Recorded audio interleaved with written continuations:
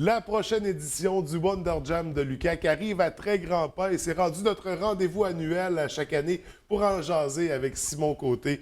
Bienvenue à l'émission, ça va bien? Ouais, ça va bien, vous? Yes, très bien également. Écoute, je suis plus certain de c'est la combienième édition. C'est sûrement pas juste la deuxième. Ça fait quand même quelques temps que c'est en place. On va rappeler les grandes lignes pour ceux et celles que c'est la première fois qu'ils en entendent parler. Wonder Jam, c'est une compétition de concepteurs de jeux vidéo, c'est bien ça? Exactement. Principalement pour les étudiants, mais les gens ont 48 heures avec un thème qu'on leur impose pour créer un jeu de A à Z. Fait que c'est un week-end intensif, là, puis on parle d'équipes de 3 personnes. Ah non, jusqu'à 6 personnes. Jusqu'à 6 personnes, OK, qui se réunissent pour créer ces jeux-là. Comment ça se déroule exactement? Comment ça fonctionne? Là? Parce que là, on a les équipes. Ça se passe à l'UQAC? Oui, dans le centre social pour l'édition d'hiver. Puis, c'est ça, le vendredi, cette année, ça commence vendredi le 24, donc dans une semaine à peine. Et on leur donne un thème exactement au départ de l'événement. Quand on dit un thème, ça peut être n'importe quoi. C'est pour diriger, donner un style au jeu, j'imagine? Oui, c'est ça. C'est pas mal toutes les game jams fonctionnent comme ça. OK. Bon, il y a un thème qui est utilisé puis qui est dévoilé vraiment juste au départ. Comme ça, tu peux pas vraiment te préparer puis programmer à l'avance parce que tu sais pas qu'est-ce que va être le thème. Puis c'est ça qui arrive. Oui, donc on donne un thème, puis on donne des styles de jeu aussi. On impose des styles de jeu. Puis, chose, aspect très intéressant, j'imagine que ça fait sortir les concepteurs de leur zone de confort. On dit que ça s'adresse principalement aux étudiants, mais c'est ouvert à monsieur, madame, tout le monde qui a un minimum de connaissances, on s'entend, en conception de jeux vidéo. Comment on procède pour participer? Nous, ce qu'on a fait, c'est qu'on a un événement Facebook, on a une page Facebook, puis en ce moment, il y a un formulaire qui a été distribué. On peut l'accéder par Facebook, par le site web, qui est jam.aemi.ca. Et là, on indique si on est justement un étudiant ou pas, parce que dès qu'on n'est pas un étudiant, à ce moment-là, puis qu'on travaille dans l'industrie, par exemple, on n'est pas éligible à gagner les prix, mais on peut quand même avoir OK, on peut participer, mais c'est ça, il y a certains critères pour les prix à la fin. On va revenir un peu au déroulement là, de comment ça se passe, parce que là, ça débute le vendredi. Là, les équipes se réunissent, sont tous au même endroit. Ils amènent leurs propres ordinateurs, j'imagine, leurs outils, leur matériel pour la conception de jeu. Là, il y a le tirage au sort des styles de jeu, des thèmes. Puis là, à partir de là, c'est non-stop, 24 heures sur 24. Les équipes travaillent, se relayent. Est-ce qu'il y a moyen de suivre les progressions? On a déjà essayé des moyens pour suivre la progression avec Twitter, avec des choses comme ça. C'est un peu plus difficile. Les gens qui participent souvent n'ont pas vraiment le temps de faire comme une mise à jour. Pour vraiment aller parler au monde, il faut aller à l'UQAC. Puis évidemment, le centre social de l'UQAC est ouvert à tous en tout temps. Fait que, je pense que c'est un petit peu le seul moyen actuel pour faire le suivi. Okay. Puis là, c'est ça. Là, c'est ça, 48 heures pour faire la conception d'un jeu. On s'entend que les délais sont très courts, mais c'est ce qu'il y a d'intéressant dans la compétition. Puis là, on disait, c'est ça, il y a des styles qui vont être sélectionnés. On propose 3 styles par équipe. Ils doivent en choisir 2 puis les jumeler ensemble. Comment ça fonctionne exactement? Oui, bien en fait, c'est vraiment la particularité de notre jam qu'on a créé il y a quelques années dans l'Association étudiante en informatique. Et donc, c'est quand même unique le fait qu'on impose des styles en plus du thème. Et donc, on distribue ça au hasard. On tire 3 styles au hasard dans un algorithme. Puis, on en donne 3 à chaque équipe et ils doivent en choisir 2. Mais si ils n'aiment pas les 3 qu'ils ont reçus, par exemple, ils n'ont pas vraiment d'idée, bien, ils peuvent le rerouler, là, entre guillemets, pour en avoir 3 nouveaux. Mais à ce moment-là, ils doivent y aller avec ces 3-là. Oui. Et là, le choix est très grand dans les styles. On en donne seulement 3, mais les possibilités sont... On a une dizaine. Là. On a le style de jeu gestion, si on pense à des jeux comme Civilisation, j'imagine. Oui, d'avoir des ressources, puis attribuer ça dans différentes productions. Pour chacun des styles, on a une petite description, mais c'est toujours très lousse. On veut laisser la place à la créativité des gens. Oui, tout à fait. Je vais continuer dans les styles, parce que j'ai noté la banque de styles que vous avez. On parle de jeux de stratégie, ça va ressembler plus à quoi? On peut penser à StarCraft, on peut même penser à Civilisation, puis on pourrait déjà utiliser gestion et stratégie pour penser à ça. Ça serait, c'est ça, si on avait mixé les 2 styles, on aurait un bon exemple. Les jeux d'exploration.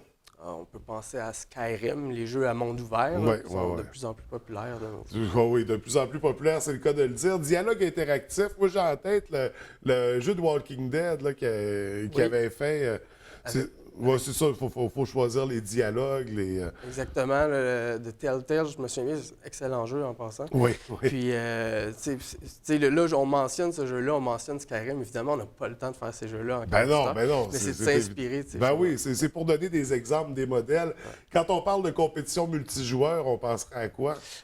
Dès qu'un jeu met en compétition 2 joueurs, par exemple, même sur un seul ordinateur avec 2 manettes, Oui. ça peut fonctionner. Puis d'ailleurs, ça fait quelques années que les gagnants sont toujours OK. des jeux compétitifs. Ben, les jeux multijoueurs, c'est sûr, même quand le jeu n'est pas le fun, quand un bon copain avec qui jouer, c'est C'est toujours ça. agréable. Exactement. Les jeux de course, bon, on n'a pas besoin d'expliquer. C'est quoi vos bons classiques? C'est Mario Kart. Puzzle réflexion, on pense à des jeux comme Tetris, comme Docteur... J'ai des vieilles références.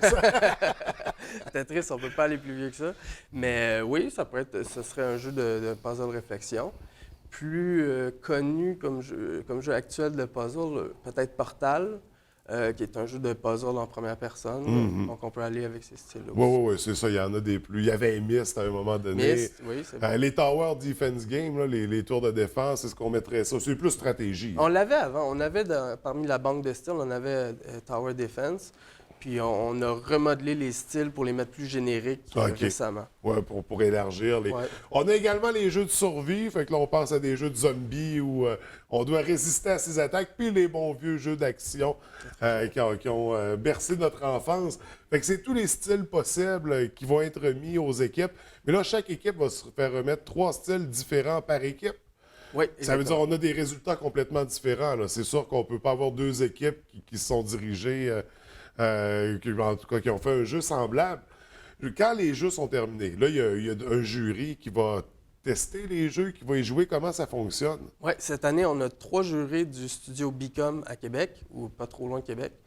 Puis on a 2 jurés de Ubisoft, de Montréal, je crois. Puis donc, ces gens-là sont présents le dimanche, à la fin du jam. Dans notre cas, c'est dimanche à 4 heures.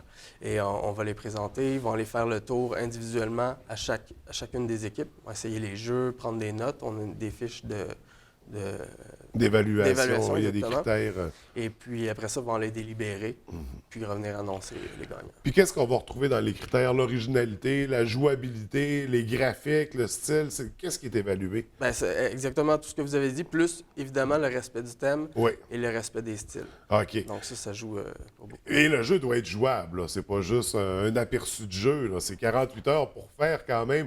Ça sera pas Skyrim, comme on l'a dit c'est tout à l'heure, mais il n'empêche qu'il va y avoir une expérience de jeu derrière tout ça. Est-ce que les gens peuvent les découvrir, ces jeux-là? Est-ce qu'ils peuvent les voir, peut-être même y jouer?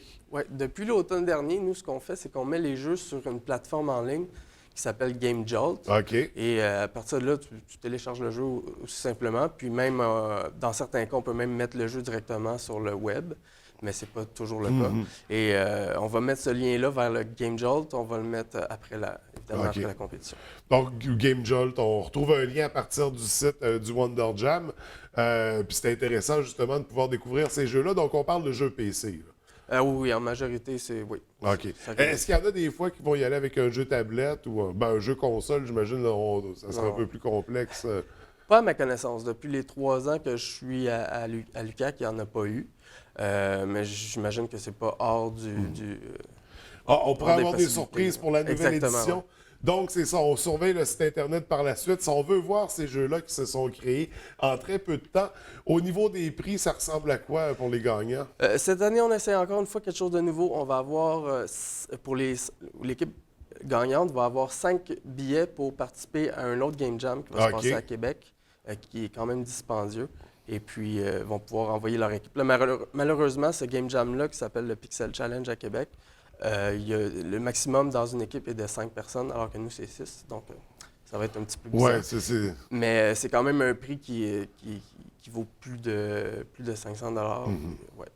Donc, pour aller vivre cette expérience-là, c'est ça, le Pixel Jam de Québec. Pixel Challenge. Pixel Challenge, pardon. Pas de problème. Mais qui est un beau grand prix, justement, puis qui lui donne une certaine visibilité. J'imagine que c'est un gros jam, en tout cas celui de Québec. Du moins, on surveillera ça de très près. Donc, le Wonder Jam, ça débute en fin de semaine prochaine. Ça débute le vendredi 24 février. Ça se conclut le 26. On peut aller à l'UQAC dans la salle commune pour suivre un peu la progression de tout ça. Les résultats seront annoncés quand?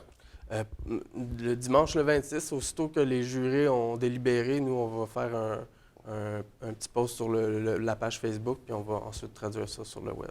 Donc, pour la prochaine édition du Wonder Jam, on surveille ça de très près, puis on tâchera d'annoncer les résultats. Et moi, je veux les essayer, les jeux. Là, je suis vraiment curieux de découvrir tout ça, ce qui se crée en 48 heures. Excellent. Puis on doit avoir du talent dans la région. Donc, écoute, Simon, c'est toujours un plaisir de te voir. On va sûrement se revoir à l'automne pour le Wonder... j'ai oublié le nom. De la compétition de gaming. Le LAN, oui. Le Wonderland. Le Wonderland. En tout cas, d'ici là, je te souhaite un bon Wonder Jam. Merci. Beaucoup de succès. Au plaisir de se revoir. Merci. Merci beaucoup. Bonjour.